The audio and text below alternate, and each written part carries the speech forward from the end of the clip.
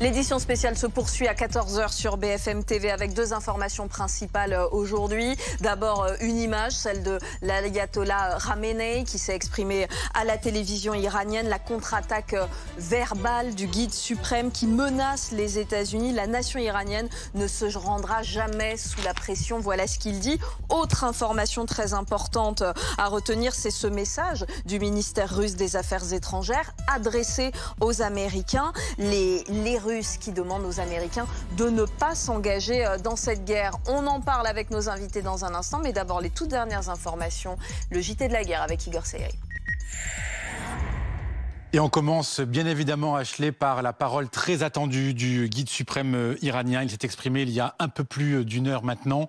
Là, il s'agit de sa photo avec la voix d'une journaliste iranienne en persan. Deux messages à retenir. D'abord, qu'il salue, je cite, le comportement inébranlable, courageux de la nation iranienne face à l'agression du régime sioniste. Mais il revient surtout sur les déclarations qu'il juge menaçantes et ridicules du président américain. Les gens intelligents qui connaissent l'Iran ne parleront jamais à cette nation dans un langage menaçant. La nation iranienne ne se rendra pas. Les Américains doivent savoir que toute intervention militaire américaine causera sans aucun doute des dommages irréparables. Fin de citation. Les forces de défense iraniennes ce matin, qui d'ailleurs auraient abattu un drone israélien au-dessus de la ville d'Ispahan, ville, vous le savez, connue pour abriter l'un des plus gros sites d'enrichissement d'uranium iranien. Il s'agit d'un drone de type Hermès, de reconnaissance stratégique, mais d'après des médias iraniens, il était équipé d'armement. Voilà ces images. Et puis au 6e jour de cette offensive contre la République islamique d'Iran, l'armée israélienne communique, elle aussi, et affirme avoir attaqué un site de production de centrifugeuses à Téhéran, des frappes menées par une cinquantaine d'avions de chasse grâce à l'aide des renseignements israéliens, des images ici du décollage de chasseurs fournis par Tsahal. Israël qui communique beaucoup sur les réseaux sociaux, je vous le disais, c'est l'autre versant de cette guerre contre l'Iran. Cette carte que vous allez voir fournie par l'armée israélienne explique les dernières frappes hier sur plusieurs sites d'armement iranien et précisément sur des sites de stockage de lanceurs de missiles. Vous le voyez, il y en a à Ispahan, il y en a aussi autour de Téhéran. Plus d'un tiers de ces installations auraient été neutralisées, affirme l'État hébreu. Et puis maintenant, une réaction israélienne à cette guerre contre l'Iran, une parole rare pour un média, sur un média étranger. Yair Lapid, le chef de l'opposition israélienne, a choisi BFM TV pour s'exprimer. Malgré les 24 civils israéliens tués, malgré les 800 blessés, malgré l'impopularité de Benjamin Netanyahou, notamment au sujet de la guerre à Gaza, le chef du parti centriste israélien fait bloc aujourd'hui derrière son Premier ministre, comme d'ailleurs la majeure partie de la population israélienne. Écoutez-le, il est au micro de Tom Beck et de Clémence Dibou. Netanyahou était et est toujours mon rival politique, un rival acharné depuis plus de 10 ans maintenant. Mais sur ce point, je suis d'accord avec lui. Il avait raison. Nous devions entrer en guerre contre l'Iran. Nous devons gagner cette guerre en Iran. Et le peuple israélien est uni derrière cette décision. Il soutient nos forces de sécurité et continuera de les soutenir, car nous devons éliminer cette menace pour nos vies. Et voilà, Ashley, pour l'essentiel de l'actualité autour de cette guerre d'Israël contre l'Iran. Merci Igor. On apprend à l'instant que plusieurs explosions ont été entendues à Téhéran en début d'après-midi. Une fumée noire qui est visible sur les hauteurs de la ville. Voilà ce que disent nos confrères de l'AFP. Arrêtons-nous sur l'image de la mi-journée. L'ayatollah Khamenei qui est en train de s'exprimer à la télévision iranienne. Plusieurs messages adressés à la fois aux États-Unis, à la population iranienne également. Pourquoi s'exprime-t-il maintenant ?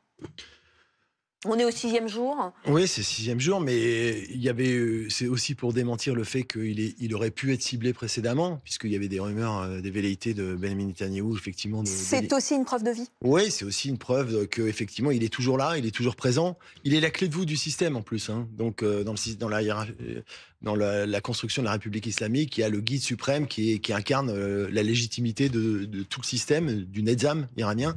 Et donc, c'est pas pour rien, d'ailleurs, qu'il est visé spécifiquement uniquement par Benjamin Netanyahou, même si apparemment le président Donald Trump a préféré pour l'instant ne pas justement donner suite aux velléités du Premier ministre israélien. Donc c'est une manière de se positionner. Il a eu un discours très véhément, hein, et très. Alors c'est intéressant parce que il fait référence à la fierté iranienne en parlant de vulgarité justement de l'ultimatum de Donald Trump sur une capitulation pour un grand vieux pays effectivement avec une histoire trimillénaire. Et là c'est aussi pour mobiliser la fibre nationaliste iranienne, hein, qui est très forte, même chez les détracteurs patentés du système. Et puis il a évoqué précédemment, un petit peu avant, il avait dit que la bataille commence, et il évoque une bataille qui est la bataille de justement des premiers temps de l'islam, d'Ali, la bataille de Khaybar, contre une tribu juive, et donc c'est qui avait eu lieu en 628. Juste après, et il fait référence explicitement à Ali avec l'épée Zulfigar, etc. Et donc il y a toute une mythologie, une iconographie qui est mobilisée justement pour affronter la situation actuelle. Si on va un tout petit peu plus loin, est-ce que ça signifie que le régime pourrait avoir peur d'un soulèvement de la population et que ce message est aussi une façon de leur dire « vous inquiétez pas, on tient la barre » ? C'est en fait, dans cette communication, il y a 3 éléments. En fait, il y a toujours 3 audiences, on pourrait dire, qui sont conviées lorsque vous avez ce type de message. Le premier, c'est effectivement d'abord en interne vers sa propre population, et il est important effectivement de donner le sentiment que quelqu'un est aux manettes, alors que effectivement, avec ces frappes de décapitation, ça devient risqué aujourd'hui de s'approcher de la tête de l'État, puisqu'il y a de grandes chances d'être littéralement physiquement éliminé. On évoquait le fait d'être chef d'état-major des armées, c'est-à-dire une mission qui dure à peu près 3 jours avant d'être identifié et éliminé. Donc c'est vrai qu'il y a une forme de prise de risque. Deuxième message, c'est directement ou indirectement envers les adversaires. Les adversaires du régime, bien évidemment, c'est Israël, mais aussi, aujourd'hui, les États-Unis. Troisième niveau, mais tout aussi important, c'est vers ceux qui sont potentiellement encore non alignés ou qui sont des alliés et des partenaires. On peut penser, par exemple, à la Russie, parce que c'est à peu près la seule dernier grand allié qui se soit positionné. Oui. Ceux dont on ne parle pas, finalement, pendant ce temps-là, les missiles volent, mais les pétroliers continuent à naviguer, c'est la Chine. En fait, réellement, dans ces derniers jours, Pékin est relativement silencieux. Ils ne sont pas inactifs. On sait qu'ils ont joué un rôle, notamment dans la déconflictualisation entre l'Iran et l'Arabie Saoudite. Mais ces jours-ci, ils sont effectivement très silencieux. La Russie qui a adressé un message à Donald Trump par la voix du ministère russe des Affaires étrangères. On ira à Moscou dans un instant, mais d'abord Washington. Donald Trump est-il levé, Antoine Hollard ? Est-ce qu'il a réagi aux dernières déclarations de l'ayatollah Khomeini ? Alors Trump est sûrement déjà levé, mais pour le moment, pas de réaction du côté américain. En tout cas, on voit que sur le terrain, les États-Unis ont déjà apporté une sorte de réponse aux menaces iraniennes. Ils ont nettement musclé leur présence militaire dans la région, avec notamment l'envoi d'un porte-avions supplémentaire.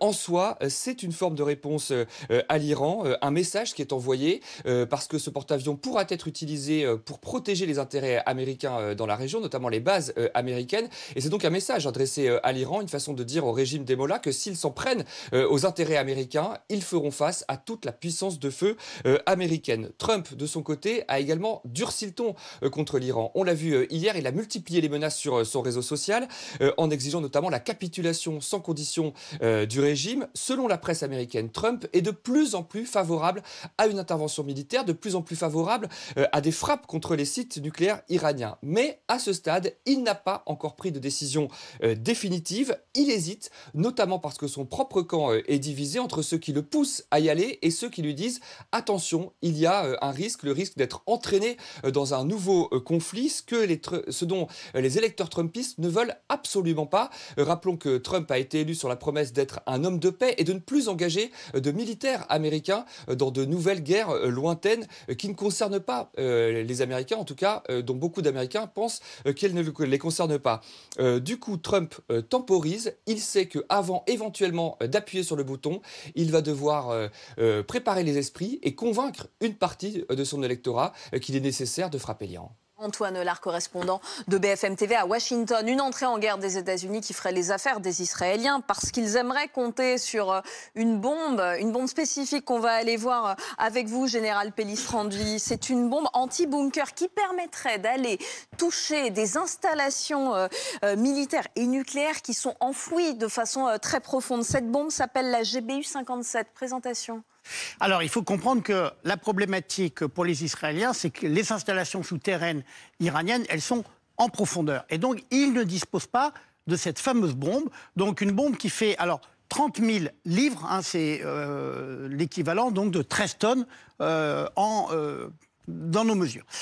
Sa capacité, c'est qu'elle va pénétrer très profondément, vous voyez, à plus de 60 mètres de profondeur.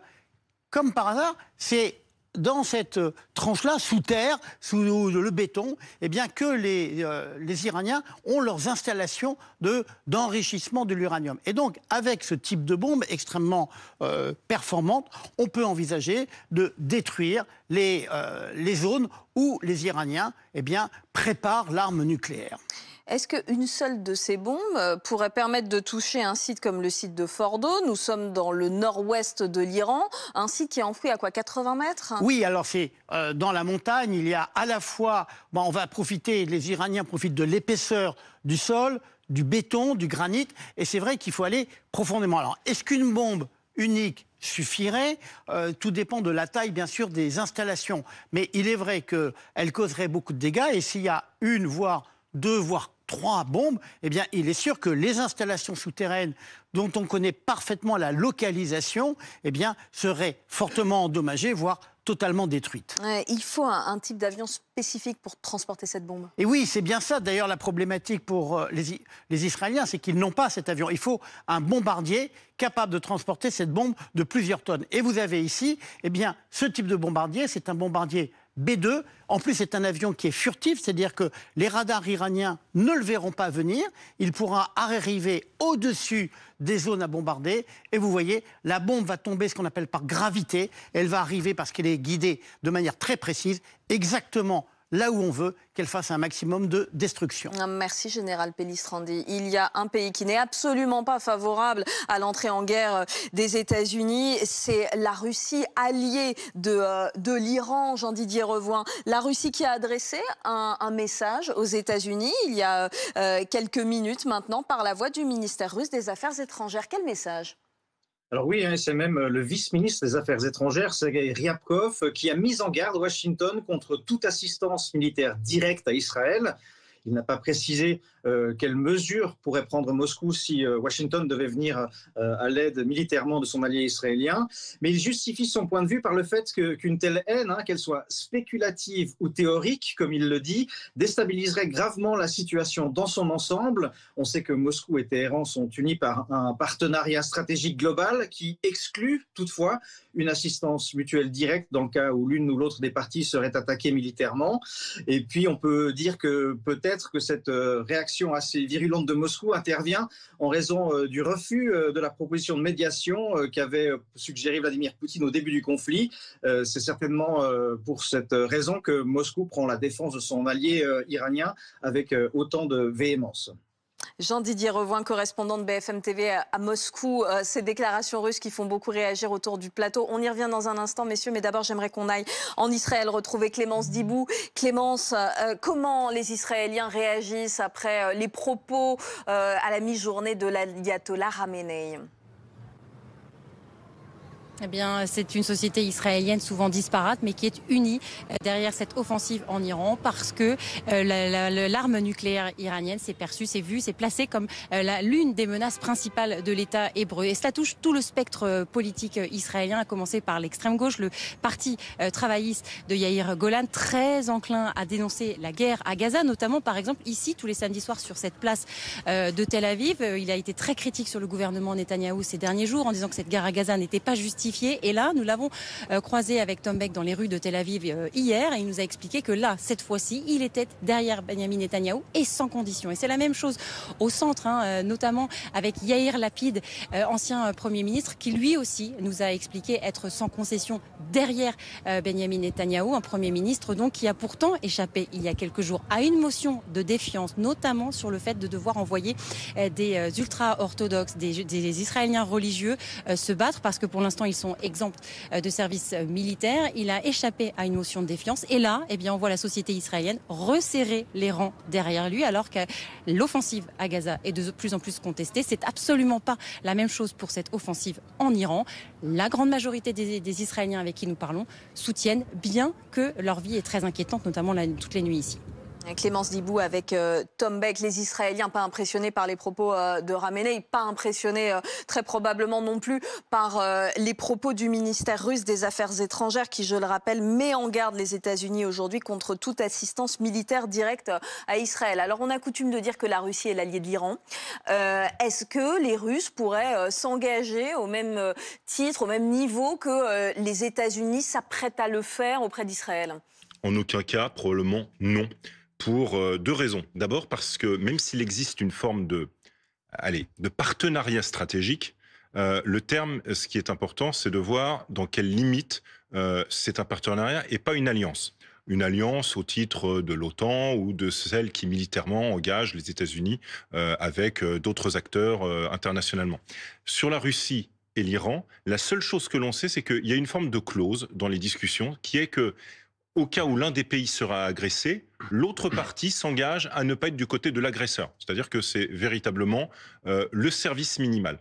On peut même dire que même si pendant des années, la Russie a littéralement à bout de bras supporté le régime de Téhéran, lui apporté des moyens militaires, de l'expertise technologique, l'Iran a aussi rendu l'appareil avec notamment les fameux drones qui s'abattent aujourd'hui sur l'Ukraine. Mais aujourd'hui, même ce partenariat industriel a du plomb dans l'aile, sans mauvais jeu de mots, parce que tout simplement aujourd'hui, les drones sont fabriqués sous licence en Russie, avec aujourd'hui une mise à niveau de ces mêmes drones avec des critères et des standards russes, une amélioration qui fait qu'aujourd'hui, littéralement, la Russie n'a plus besoin des moyens militaires qui lui étaient fournis par l'Iran, et d'ailleurs dont l'Iran aujourd'hui serait bien en peine de lui fournir. Du coup, le message russe ne va absolument pas impressionner Donald Trump. Ah, c'est peu vraisemblable. De toute façon, ce fameux partenariat qui était signé, formalisé le 17 janvier de cette année, effectivement, comme vous le rappeliez, il y a un cahier des charges très, très succinct. C'est-à-dire qu'il n'y a pas de clause de solidarité militaire. Et d'ailleurs, il y a une déclaration précédente d'un ministre russe qui disait qu'il n'était pas question de s'engager militairement au profit de... Et du reste, sur le fond, et c'est le paradoxe de la relation entretenue entre Moscou et Téhéran, il y a une défiance entre les deux pays qui est ancienne, qui remonte à l'histoire d'ailleurs. Parce que il se trouve que les Iraniens n'ont pas oublié l'occupation soviétique en 1941 du pays, et ils ont une confiance modérée dans l'alliance entre guillemets avec Moscou. Ça s'est vérifié d'ailleurs lors du soutien à Bachar el-Assad, parce qu'alors même qu'ils étaient alliés sur le terrain en Syrie, les deux, au profit de Bachar el-Assad, là-dessus il y avait une convergence objective et efficace puisque ça lui a permis de se maintenir. Parallèlement, Vladimir Poutine, il y avait un accord tacite avec Benyamin Netanyahou pour bombarder les milices pro-iraniennes qui étaient justement localisées en Syrie, donc au grand désarroi, au désagrément de Téhéran. Donc on voit bien que c'est une relation qui est empreinte d'ambiguïté, voire de défiance profonde. Il n'y aura pas d'aide militaire. Quel impact diplomatique maintenant, à l'heure où le dialogue reprend péniblement de façon très fragile entre les Russes et les Américains? Est-ce que ce conflit-là pourrait fâcher les deux pays à nouveau? Il y avait de la part de Donald Trump la velléité de solliciter, on va dire, l'entre-gens de Vladimir Poutine par rapport à Téhéran, mais c'était avant l'opération militaire. C'était l'idée que dans la perspective de négocier, il pourrait être bienvenu. D'ailleurs, il y avait dans le coup de téléphone qu'il y avait eu entre Vladimir Poutine et Donald Trump, à propos de l'Ukraine, il y avait eu un passage qui concernait spécifiquement Téhéran, justement. Avant, évidemment, tous les événements qu'on connaît aujourd'hui, avec l'espoir éventuel qu'il y aurait que Moscou puisse être un facilitateur pour faire comprendre un certain nombre de réalités à Téhéran. Manifestement, ça n'a pas été le cas. Et aujourd'hui, finalement, les choses sont dites et on ne reviendra pas en arrière. parce qu'il est peu probable que Vladimir Poutine soit un intermédiaire potentiel pour finaliser la crise. Oui, pour une raison aussi simple, c'est que Poutine profite aussi de cet espace qui lui est libéré par la focale que l'on donne à la guerre entre Iran et Israël pour poursuivre sa campagne de matraquage de l'Ukraine.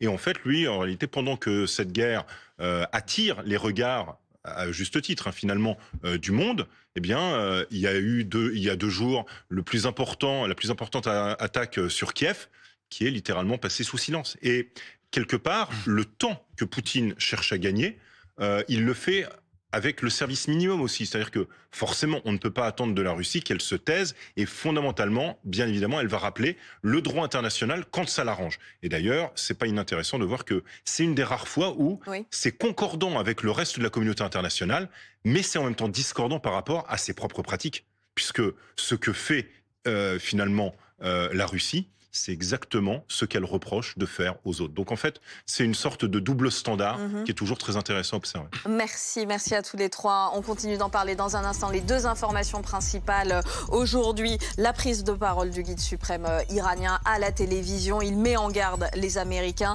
Et puis, autre mise en garde, celle des Russes envers les Américains également par la voix du ministère russe des Affaires étrangères. À tout de suite.